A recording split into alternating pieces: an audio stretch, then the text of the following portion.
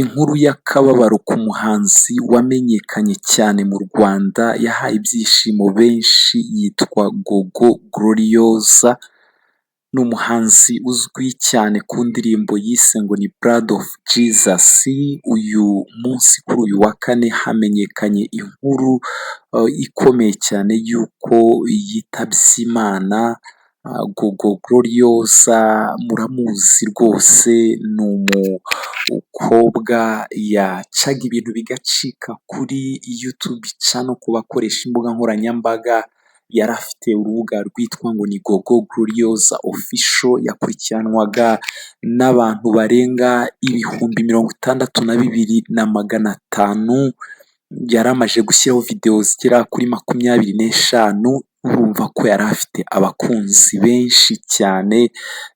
Inkuru rero y'akababaro ni uko uyu mukobwa yitabye Imana kuri uyu munsi wa kane nibwo tumenye aya makuru. Gloriose Musabyimana wamenyekanye nka Gogo, akaba yari umuhanzikazi w'umuziki wo kuramya no guhimbaza Imana, aho yamamaye mu ndirimbo Blood of Jesus.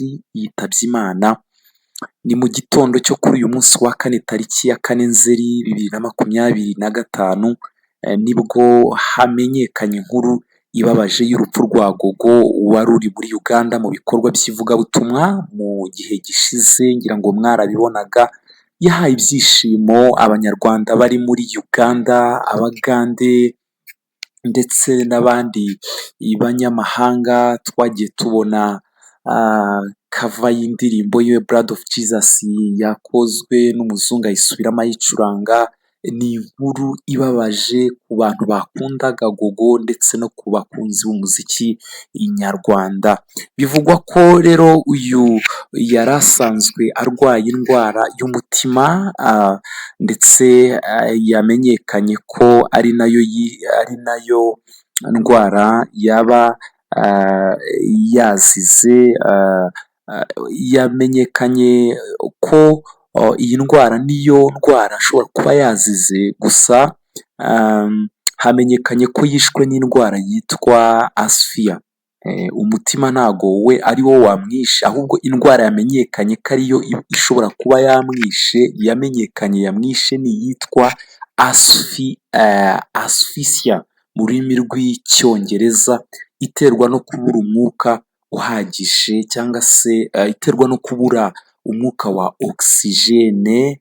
Ikaba izwi nko kubura umwuka cyangwa guhagarara k'umwuka. Rero wakibaza ati uyu ni umutima wamwishe, kubera ko n'ubundi yari asanzwe afite iki kibazo cy'indwara y'umutima, ariko icyamenyekanye cyamwishe, indwara yamwishe ni iyi ngiyi ya asphyxia iterwa no kubura umwuka wa oxygene. Bikemu wa Yesu Bikorimana Emmanuel, uyu yari ashinzwe itangazamakuru rya Gogo, mwajyaga mumubona. Ni nawe wamufashaga mu guteza imbere umuziki we, kuba wamenyekana abantu bose bakawumenya. Niwe wamucurangiraga no muri Uganda, ngira ngo mwagiye mubibona, ngira ngo nk'uko muri kugera mubibona muraza kubona Bikemu ku mafoto, cyangwa se ku mafoto ndi kugenda mbacishirizaho. Ni uwo mugabo uri hagati. Uyu rero yari ashinzwe itangazamakuru rya Gogo, ndetse akaba ari nawe wafatwaga nka manager we. Yemeje urupfu rwa Gogo Gloriose Musabyimana, yagize ati rest in peace Gogo. Mbega inkuru mbi. Ni amagambo yavuzwe n'uyu manager we Bikorimana Emmanuel cyangwa se Bikemu wa Yesu. Ku mbuga nkoranyambaga niko yitwa ngo ni Bikemu wa Yesu. Ati rest in peace rap Gogo, mbega inkuru mbi mana, nkomereza umutima. Ni ibintu bibabaje, ni ibintu bishavuje. Nawe yanditse ati mana nkomereza umutima, kuko ni inkuru y'akababaro, ni inkuru ibabaje cyane. Bikemu wa Yesu ni nawe wari waherekeje Gogo muri Uganda, ni nawe wari waherekeje Gogo muri Uganda mu bitaramo bitandukanye yari yatumiwemo, birimo n'icyo yahuriyemo n'abarimo Pasiteri Wilson Bugembe. Gogo yavutse mu mwaka w'1989, avukira i Rwamagana mu ntara y'Iburasirazuba, akaba yari umukristo mu itorero rya Anglikani. Ababyeyi be bombi bitabye Imana akiri muto, birumvikana ko atabazi, bitabye Imana akiri muto. Kuva mu mwaka wa 2024 nibwo uyu Gogo Gloriose Musabyimana yamenyekanye mu muziki wa gospel, umuziki wo kuramya no guhimbaza Imana binyuze mu ndirimbo ye yise ngo ni Blood of Jesus. Yamamaye cyane ku mbuga nkoranyambaga kugeraho isubirwamo n'abanyamuziki bakomeye bo mu bihugu bitandukanye bya hano ku isi.